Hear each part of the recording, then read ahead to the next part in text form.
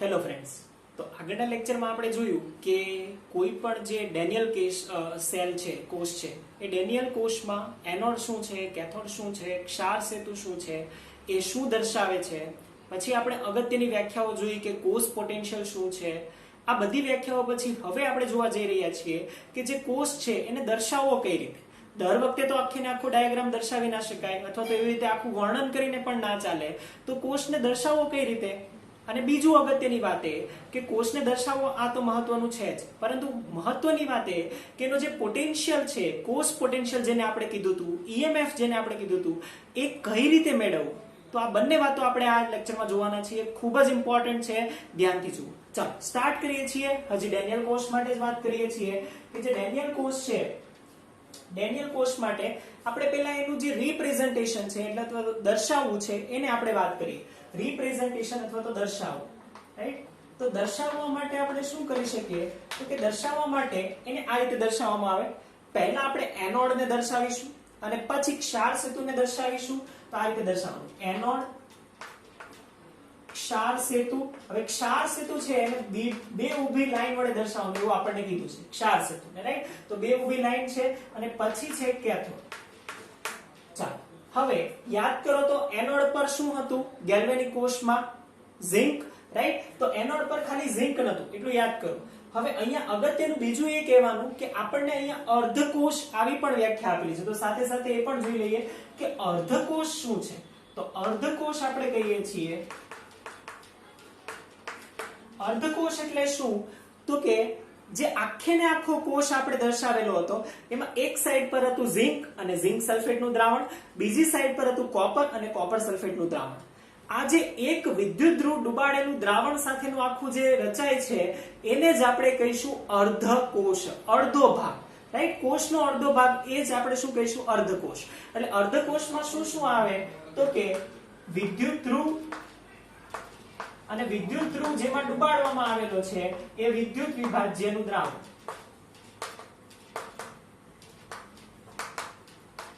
આ બંને મળીને શું બનાવશે? અર્ધકોષ. જેમ કે હું એમ કહું કોપરનો અર્ધકોષ, તો તમારે શું સમજવાનું કે કોપરનો અર્ધકોષ એટલે કે કોપર અને કોપર સલ્ફેટનું જે દ્રાવણ છે એટલે કે Cu+ નું દ્રાવણ. તો અહીંયા જે આ એનોડ આપણે દર્શાવીએ છીએ એ એક્ચ્યુઅલીમાં અર્ધકોષ દર્શાવીશું. સેમ અહીંયા પણ આપણે શું દર્શાવીશું? અર્ધકોષ. અને આખેનો આખું છે કોષને જે દર્શાવે પછી આપણે કોષને દર્શાવી શકીએ. આખે ને આખું થઈને બનશે કોષ. કઈ રીતે? ચાલો તો એનોડ અર્ધકોષને કઈ રીતે દર્શાવી શકાય તો કે એનોડ પર કોણ હતું તો કે ઝિંક હતું. શું થાય? ઓક્સિડેશન થાય. તો એ પણ એ રીતે જ લખવાનું. જુઓ અહીંયા ઝિંક પહેલા લખવાનું, Zinc+2 પછી લખવાનું. કેમ કે ઓક્સિડેશન થાય. તો ઝિંક અને જે બનતું હોય ફાઇનલી એ પછી લખવાનું Zinc+2. ખૂબ જ અગત્યનું એ કે અહીંયા અવસ્થાઓ દર્શાવવી પણ જરૂરી છે. આની સાંદ્રતા 1 મોલર અને જો એની સાથે આપણે પ્રેશર લખવાના હોય તો પ્રેશર પણ અહીંયા 1 બાર, રાઈટ. જો વાયુ હોય તો આપણે પ્રેશર જનરલી લખીશું પણ અત્યારે આપણે માત્ર સાંદ્રતા લખીશું. 1 મોલર એટલે આપણને ધ્યાનમાં આવે કે આ પ્રમાણિત છે. પછી આપણે કરીશું જે આ બે ઊભા લીટા દર્શાવે છે એ શું દર્શાવે છે? તો આપણે કીધું એક ક્ષાર સેતુ દર્શાવે છે. પછી તો કે કેથોડ. કેથોડ પર શું થાય? રિડક્શન. રિડક્શન થાય તો શું બને તો કે Copper+2 હોય. Copper+2 હતું એક્વિયસ ફોર્મમાં, રાઈટ. એની સાંદ્રતા હતી 1 મોલર. સેમ અહીંયા પણ આપણે લખીશું, આ પણ એક્વિયસ ફોર્મમાં છે, રાઈટ. એની સાંદ્રતા 1 મોલર હતી અને શેમાં કન્વર્ટ થાય છે તો કે કોપર સોલિડ.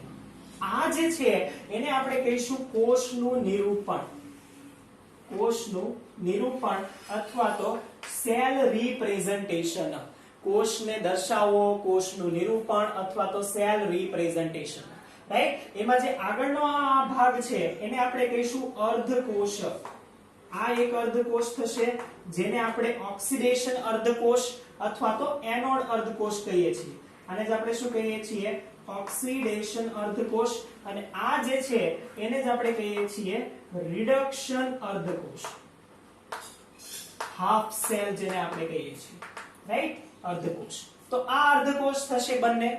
હવે આ તો આપણે રિપ્રેઝન્ટેશન કરી દીધું. અલગ અલગ કોઈ પણ આપેલા હોય તો આના પરથી આપણે કરી શકીએ, પરંતુ ખબર આપણને એ હોવી જોઈએ કે એનોડ કોણ છે અને કેથોડ કોણ છે. એના માટે શું ખબર હોવી જોઈએ કે કોનું ઓક્સિડેશન થાય છે, કોનું રિડક્શન થાય છે. જો આ આપણને ખબર હોય તો કોઈ પણ કોષને દર્શાવી શકીએ, રાઈટ. હવે બીજું અગત્યનું એ કે જ્યારે આપણે દાખલાઓ ગણીશું તો આખે આખું આપણને આવી રીતે જ આપેલું છે. હવે આના પરથી જ આપણે સમજી જવાનું કે આ કેથોડ છે, આ એનોડ છે, આનું ઓક્સિડેશન થાય, આનું રિડક્શન થાય, આની સાંદ્રતા આટલી છે, આની સાંદ્રતા આટલી છે, ધ્યાનમાં આવશે, રાઈટ? તો આ આપણે કીધું આખે આખું જે કોષનું નિરૂપણ છે એ, રાઈટ? હવે અલગ અલગ જેમ જેમ કોષ આવતા જશે એમ આગળ આપણે જ્યારે જે કોષ આવશે ને એને દર્શાવીશું, રાઈટ? અને એને દર્શાવતા ધીમે ધીમે આપણે શીખતા જશું. એક સાથે બધા કોષ વાયુરૂપ કોષ છે, બધા અલગ અલગ કોષ આવશે એ એક સાથે સમજવાનું ગડબડ કરતા નથી, રાઈટ? જેમ જેમ જેવો કોષ આવશે એ તમને દર્શાવીને બતાવીશ. એકદમ સરળ છે અને આ એટલું બધું અઘરું નથી. આપણા સિલેબસમાં તો સેપરેટ ટોપિક પણ નથી આપેલા, રાઈટ? તો આ એટલું અઘરું નથી, પરંતુ યાદ રાખવા માટે છે, રાઈટ? તો આપણને દાખલા ગણવામાં પણ સરળતા રહેશે.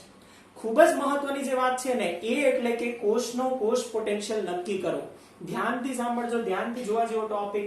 અને એ એટલે કે કોષનો કોષ પોટેન્શિયલ, ખૂબ જ મહત્વની વાત. ચાલો એક ટોપિક આપણે સ્ટાર્ટ કરીએ છીએ, કોષનો કોષ પોટેન્શિયલ. અગત્યનો ટોપિક છે.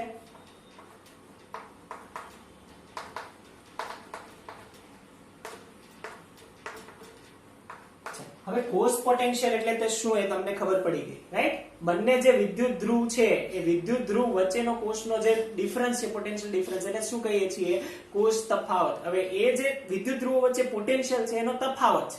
આ તો બધાને ક્લિયર છે, રાઈટ? જો ના ક્લિયર હોય તો આગલા લેક્ચરમાં આ બધી વ્યાખ્યાઓ આપણે કીધેલી છે એ એકવાર જોઈ જવું, રાઈટ? હવે એકચ્યુઅલી જે આ કોષ પોટેન્શિયલ છે ને એને આપણે કહીશું ઇલેક્ટ્રોમોટિવ ફોર્સ. કેમ? કેમ કે ઇલેક્ટ્રોમોટિવ ફોર્સ એટલા માટે કે આ જે છે એ કોના કારણે રચાય છે? તો કે આ પોટેન્શિયલ ડિફરન્સ જે ઇલેક્ટ્રોન છે એ ઇલેક્ટ્રોનની ગતિના કારણે રચાયેલું છે એટલા માટે. તો આ કોષ પોટેન્શિયલને જ આપણે કહીશું ઇલેક્ટ્રોમોટિવ ફોર્સ, જેને આપણે EMF વડે ટૂંકમાં દર્શાવીશું, અથવા તો E વડે, કેપિટલ E વડે. પ્રમાણિત હોય તો E0, બિન પ્રમાણિત હોય તો E. ધ્યાનમાં આવશે? ચાલો ફરીથી આપણે કોષનું નાનકડું ફરીથી સ્વરૂપ દર્શાવીએ છીએ. કેમ કે આપણને શું જોઈએ છે? કોષ પોટેન્શિયલ તારવો છે. તો આપણે કીધું તો આ હતું એનોડ, નાનો ડાયાગ્રામ આપણે એક બનાવીએ છીએ. આ હતું કેથોડ, રાઈટ? એનોડમાં આપણે દબાવેલું હતું, એનો ચાર્જ હતો નેગેટિવ. કેથોડ તરફ જે આપણે દબાવેલું હતું એ હતું પોઝિટિવ,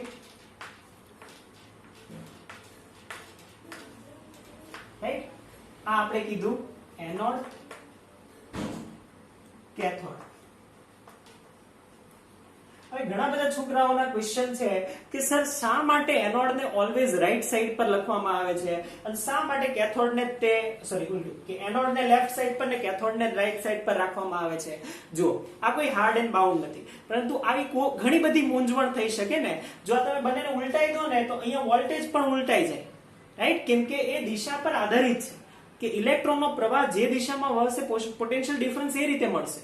તો એ જે દિશા બદલાઈ જાય એટલા માટે IUPAC એ ફિક્સ કરીને આપ્યું છે કે ઓલવેઝ રાઈટ સાઈડ પર કેથોડ, લેફ્ટ સાઈડ પર એનોડ. એટલા માટે જે આપણે લોન શબ્દ જે છે, લોન જે ટૂંકમાં ચાવી યાદ રાખેલું તો એમાં પહેલું જ હતું લેફ્ટ પર ઓક્સિડેશન, એનોડ. શા માટે? તો આ IUPAC એ ફિક્સ કરીને આપ્યું છે. આ મારું કે તમારું નથી, IUPAC ફિક્સ કરીને આપ્યું છે કે ઓલવેઝ લેફ્ટ સાઈડ પર આપણે એનોડ મૂકીશું, રાઈટ? તો એટલા માટે લેફ્ટ સાઈડ પર મેં એનોડ રાખેલું છે, ઓલવેઝ આપણે આ રાખવાના છે. ફાઇન.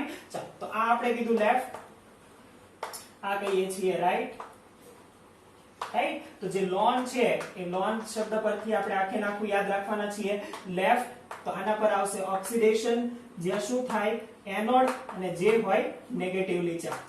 આનાથી ઉલટું હોય કેથોડ પર, એ રાઈટ સાઈડ પર હોય, જેના ઉપર રિડક્શન થાય, અને એ શું હોય?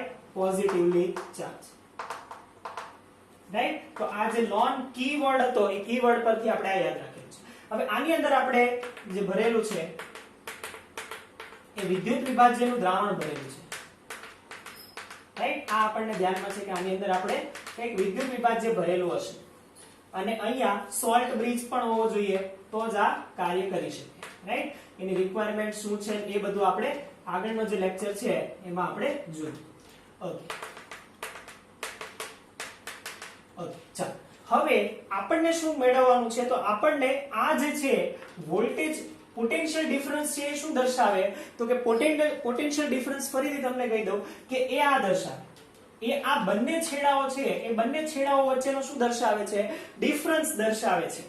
એનો મતલબ કે જે આપણને EMF મળવાનો છે અથવા તો E મળવાનો છે એને જ આપણે કહીશું કોષનો EMF. કોષના EMF ને E સેલ વડે દર્શાવે છે. તો જ્યારે પણ આપણે E સેલ આવું લખીએ ને તો એનો મતલબ થાય કોષનો EMF. ખાલી E છે તો એ હશે બિન પ્રમાણિત, પરંતુ જો અહીંયા E0 હોય તો થઈ જાય પ્રમાણિત, રાઈટ? ચાલો, તો એક શું દર્શાવે છે? તો એક બીજું કંઈ નહીં પરંતુ ડિફરન્સ દર્શાવે છે. તો ડિફરન્સ કઈ રીતે કાઢી શકીએ? તો આપણે આ રીતે કાઢી શકીએ કે રાઈટ માઇનસ લેફ્ટ, રાઈટ? આ રીતે કાઢી શકીએ રાઈટ માઇનસ લેફ્ટ. તો આ રીતે આપણે ડિફરન્સ કાઢી શકીએ તો આ મળે E of right minus E of left.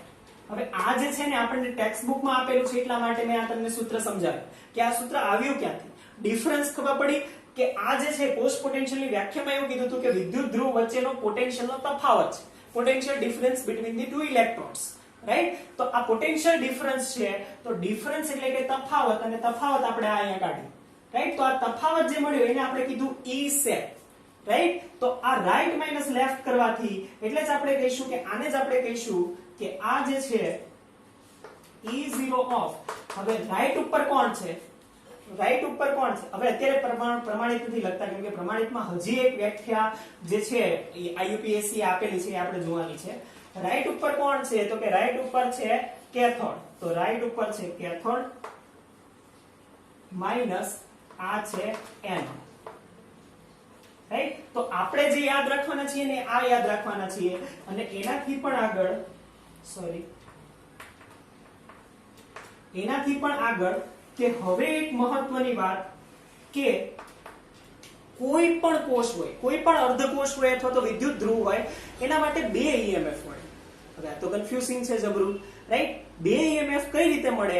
હવે વિચારો, તમે આને ઉલટાઈ દો, આ બંને જે કોષ છે એને ઉલટાઈ દો તો શું થાય?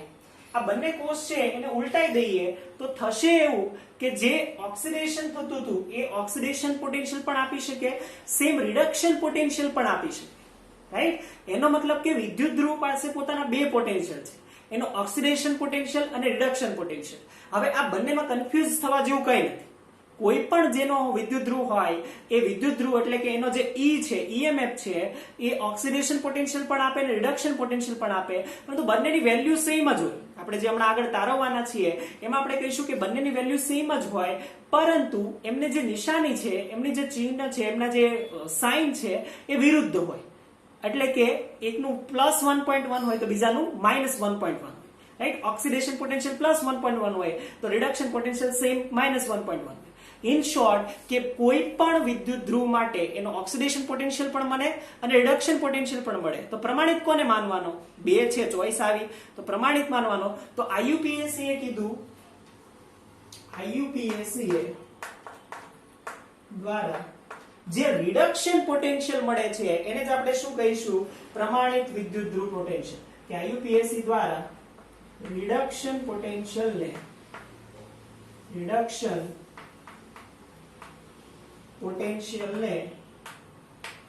પ્રમાણિત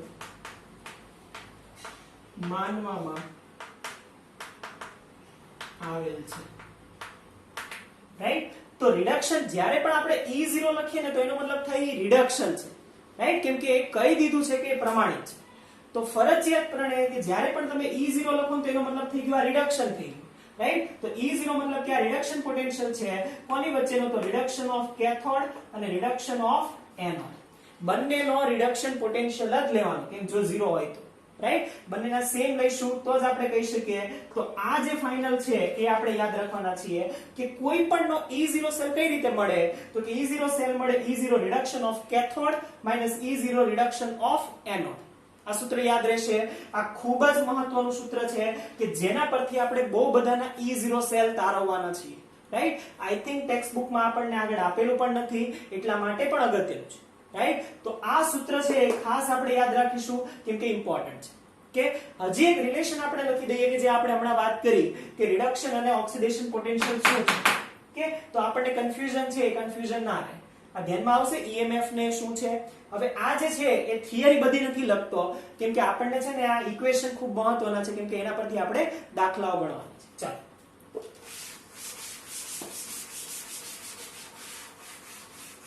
તો છેલ્લી એક આપણે વાત આની અંદર કરી દઈએ, અને એ એટલે કે કોઈ પણ વિદ્યુત ધ્રુવ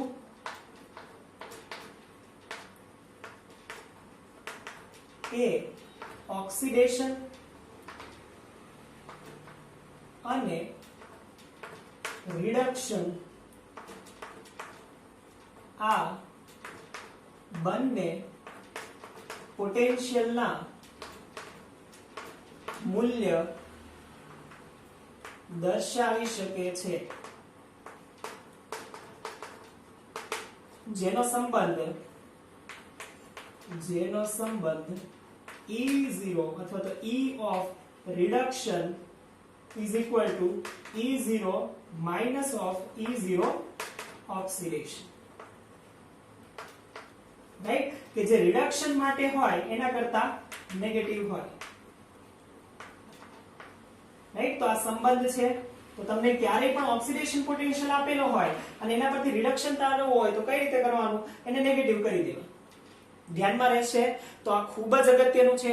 ઘણી વખત દાખલાઓમાં કન્ફ્યુઝ કરવા માટે, કોમ્પિટિટિવ એક્ઝામમાં તો ખાસ, કે જે દાખલાઓમાં કન્ફ્યુઝ કરવા માટે શું આપવામાં આવે? તો ઓક્સિડેશનનું મૂલ્ય આપવામાં આવે કે જે પ્રમાણિત નથી.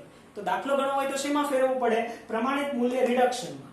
હવે અહીંયા ફિક્સ થઈ ગયું કે જ્યારે પણ આપણે પ્રમાણિત શબ્દ એવો વાપરીએ છીએ અને થ્રુ આઉટ ધી ચેપ્ટર આપણે રિડક્શન પોટેન્શિયલની જ વાત કરીશું.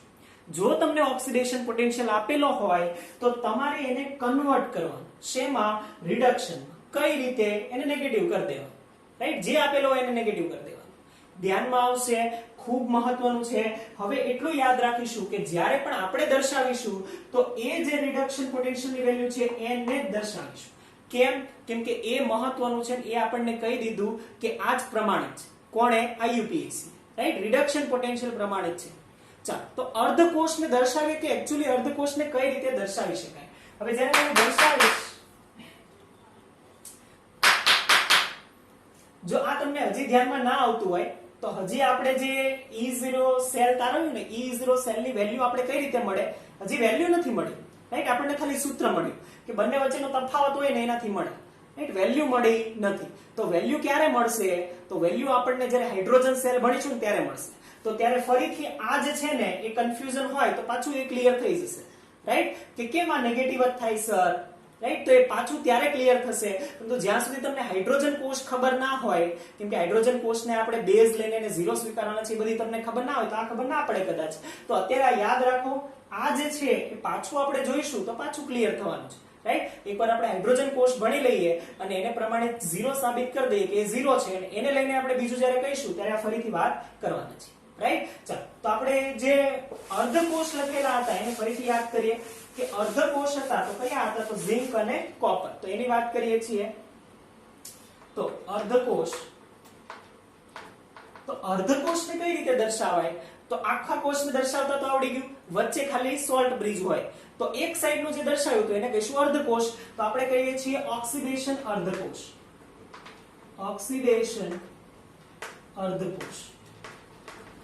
ઓક્સિડેશન અર્ધકોષ હોય તો એને કઈ રીતે દર્શાવાય? જેમ કે ઓક્સિડેશન કોનું થતું હતું? ઝિંકનું. તો ઝિંકનું ઓક્સિડેશન તો એને આ રીતે દર્શાવાય, ઝિંક ટુ ઝિંક +2. હવે આની સાથે જે ઓક્સિડેશન અર્ધકોષ સાથે સંકળાયેલા હોય ને એને ઓક્સિડેશન પોટેન્શિયલ કહેવાય, રાઈટ? એ તો સિમ્પલ છે. આ જે છે આની સાથે જે સંકળાયેલું હશે એ શું હશે? Oxidation potential. તો એ હશે E0 ઓક્સિડેશન. એને કઈ રીતે દર્શાવાય? તો ક્યારેક ક્યારેક એને બ્રેકેટમાં આવી રીતે પણ દર્શાવે છે કે Zn 2Zn +2. હવે જ્યારે પણ તમે દાખલા ગણો ત્યારે ચેક કરવાનું. શું ચેક કરવાનું? કે આ જે નીચે લખેલું છે, ઘણી વખત અહીંયા ઓક્સિડેશન કેવું નહીં લખેલું હોય, રાઈટ? આ ઓક્સિડેશન નહીં લખેલું હોય, માત્ર આ સંજ્ઞા લખેલી હશે. તો ચેક કરવાનું શું થાય છે? તો કે ઝિંક 0 હતો એમાંથી +2 થયું. શું થયું? ઓક્સિડેશન. તો આ કોની વેલ્યુ હોવી જોઈએ? ઓક્સિડેશન. ધ્યાનમાં આવશે. તો આ ઓક્સિડેશનની વેલ્યુને દર્શાવવાની રીત છે. તો આને રિડક્શનના સ્વરૂપમાં દર્શાવી શકાય? આ દર્શાવી શકાય. તો રિડક્શનમાં કઈ રીતે દર્શાવવું જોઈએ? તો આ ઓક્સિડેશન હતું તો સેમ આનો અર્ધકોષ હોય, જે રિડક્શન હોય તો એને કેમ દર્શાવાય? તો રિડક્શન અર્ધકોષ. કોનો? તો કે ઝિંકના જ રિડક્શન અર્ધકોષની વાત કરીએ. હવે ઝિંકનું રિડક્શન થાય? હા, થાય. કોઈ બીજી સક્રિય ધાતુ હોય તો ઝિંકનું રિડક્શન થાય. તો ઝિંકનું જે છે એને આ રીતે દર્શાવાય કે Zn+2 હશે અને શેમાં કન્વર્ટ થશે Zn માં થાય તો એને કઈ રીતે દર્શાવાય તો એને દર્શાવાય E of Zn+2 to Zn આ થશે રિડક્શન આ થશે ઓક્સિડેશન જોજો ખાસ ફરક છે રાઈટ અહીંયા જ મિસ્ટેક કરીએ છીએ આપણે કે જ્યારે પણ ક્વેશ્ચન આપેલો હોય તો Zn to Zn+2 છે તો આ ઓક્સિડેશન પોટેન્શિયલ છે આ ઓક્સિડેશન અર્ધકોષ પોટેન્શિયલ છે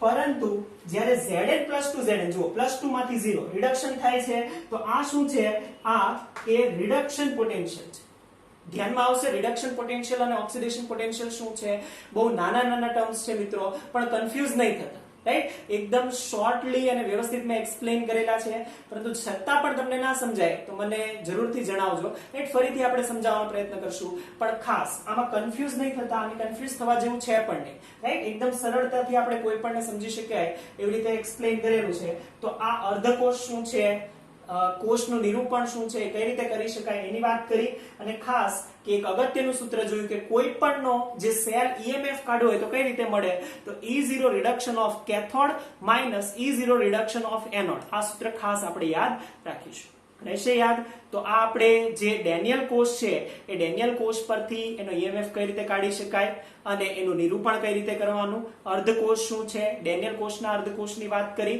તો અહીંયા આ ટોપિક છે ડેનિયલ કોષનો જે ટોપિક છે એ પૂરો કરીએ છીએ મહત્વનો ટોપિક અહીંયાથી સ્ટાર્ટ થાય છે એ એટલે હાઇડ્રોજન વિદ્યુત ધ્રુવ રાઈટ થેન્ક યુ